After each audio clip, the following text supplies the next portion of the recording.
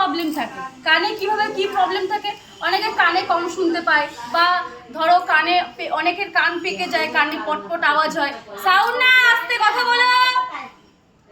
অনেকের কানের দিক থেকে অনেক রকম প্রবলেম হয়। তো কানের প্রবলেমের সলিউশন কি হবে? কানের জন্য কি ব্যায়াম করবে? কর্ণরোগাড়ি। কর্ণরোগাড়ি কিভাবে করবে? প্রথমে শ্বাস নেবে, বুক ভরে শ্বাস নিয়ে নেবে।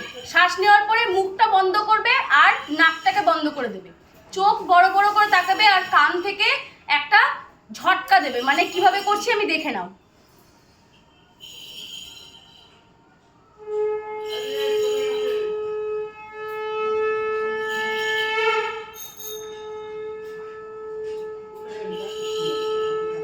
এই যে করলাম, কান থেকে পট পট পট পট একটা আওয়াজ হলো।